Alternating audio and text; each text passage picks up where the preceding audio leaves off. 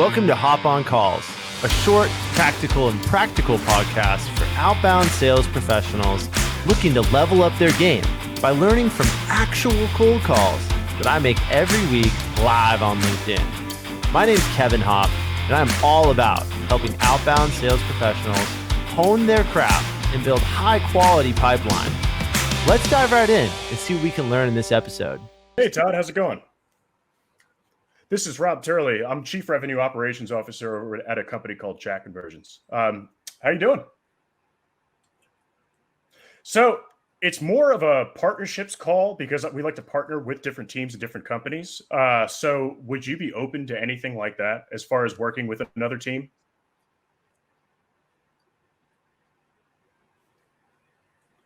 ChatConversions. What do you mean? So, okay, actually, let me explain. Yeah, so we partner with companies to work with them to help with either support with sales or business development via websites, or we work with them to work with the company's clients as a partner.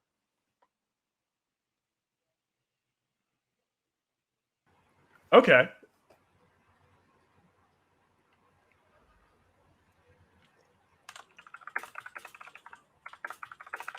How do you spell Bernstead? Yeah, I appreciate that, Todd, big time. All right, thank you. Bye-bye. Ooh,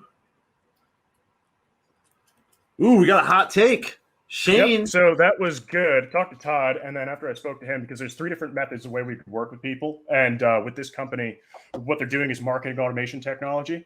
And with marketing automation technology, a lot of different ancillary solutions are very helpful. So when you're creating a lot of demand, generating demand, what happens is that, and never ask how you are, how are you? I actually love asking that question, Shane. But he answered that question. It actually threw him to the side. And he was like, oh, you know what? Doing quite well, right? So he pushed me to their marketing team because after saying the three different methods of talking of how we work with people is that he said, talk to Stacy, and I'm not going to name her last name, in marketing. She's going to be the person to talk to, and it may be something we're open to type of a thing. So he just deferred me to somebody else within the company, which is not a negative. That is a positive, meaning that he didn't think that it was total nonsense, right?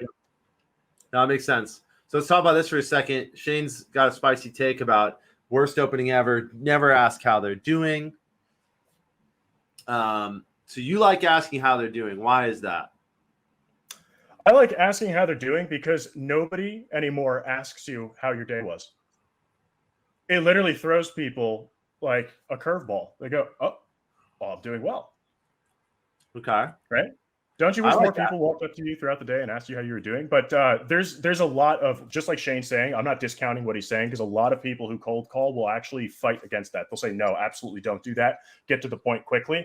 But that's not my style. When the Sandler method for cold calling, I am so insanely unsuccessful with that process.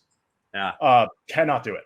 So with that case, I don't like making that direct approach saying, yes, this is a cold call, or trying to say something funny up front, not asking them how they're doing, but just asking for maybe like 10, 30 seconds of their time type of a thing.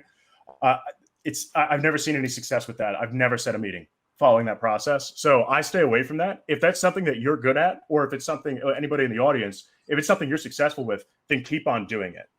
Yep. I have a very unorthodox process with cold calling. So keep that in mind.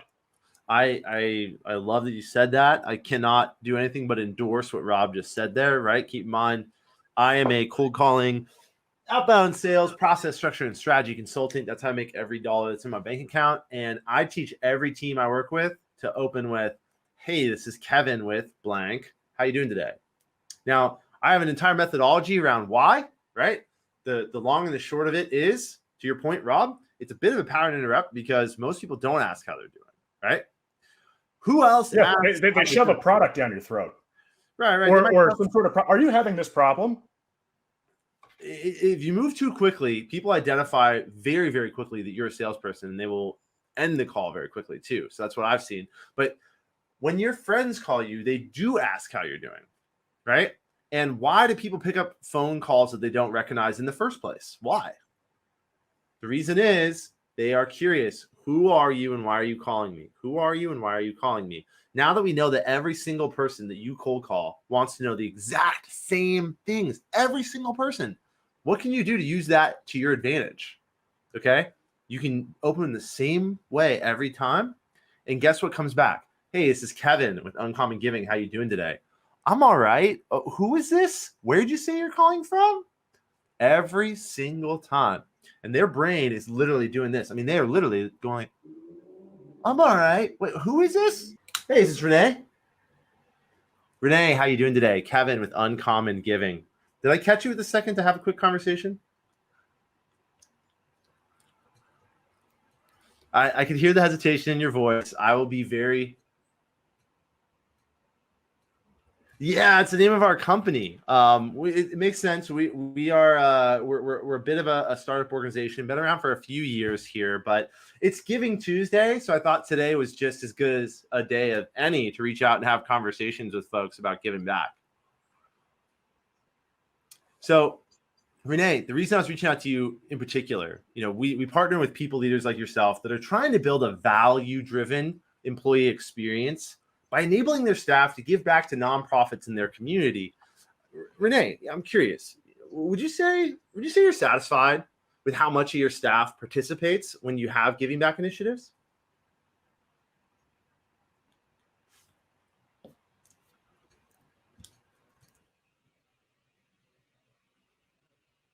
Oh, okay. Well,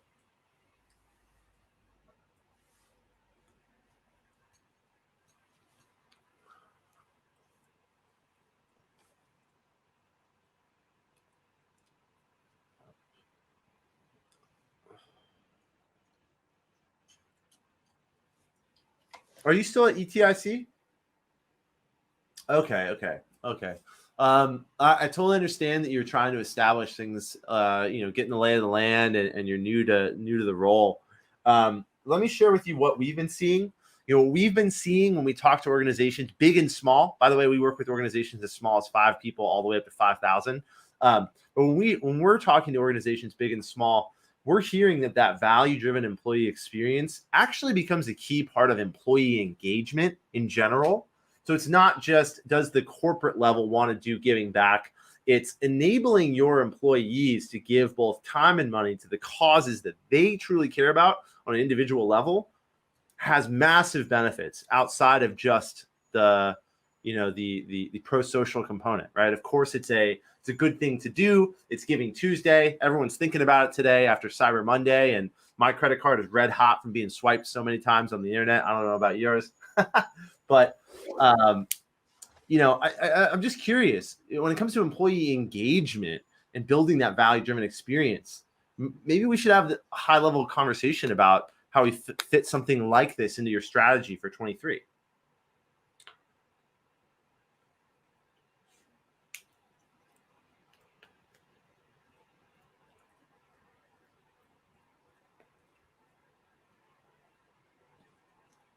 Yeah. Would you be okay if we pencil something in? Because what I'd hate to do is get in a line of vendors all knocking on your door. What's that? Okay. Do you want me just to call you back starting then? Okay, cool. All right, Renee, have a great rest of your day. All right, bye. Oh, Renee. That sounded great. What happened? Hey, how's it going? Am I speaking to Gilbert? Oh, that's connects. Love this. Yes, this is Rob Turley, CRO over at ChatConversions. So I'm curious. I'm fantastic. How's your day going so far? That's good. I'm glad to hear that. So if you don't mind, if I ask you a question, so since I specialize in conversion specifically, I'd like to know, what are you doing to increase your website's conversion? Do you have any strategies around that, out of curiosity? Oh, for sure. Who would be responsible, if you don't mind me asking?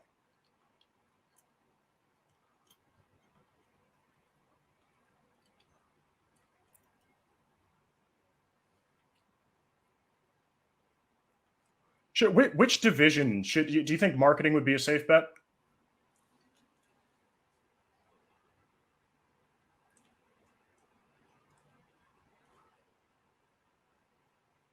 So what does your day-to-day look like? What are you responsible for, if you don't mind me asking?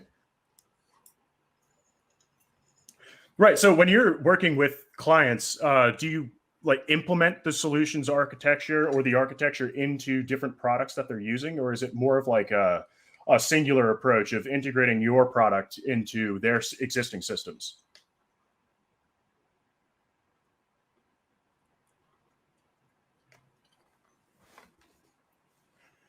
Okay, so what kind of people do you talk to in that case? Because I know a lot of cloud providers myself, and I may be able to give you a referral.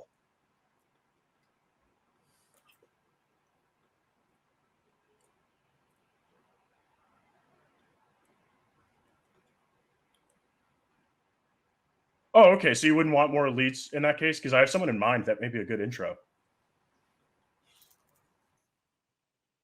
Oh, do you have the person who I would talk to set up that conversation between the person in my network, you guys?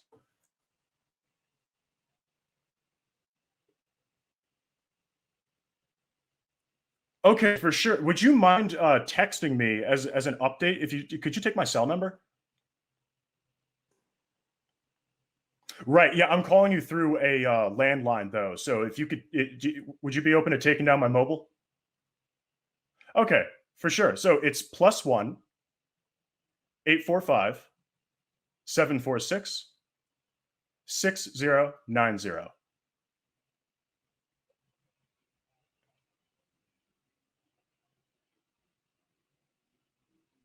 I really appreciate that, my man. Yep. Have yourself a great day. Bye bye.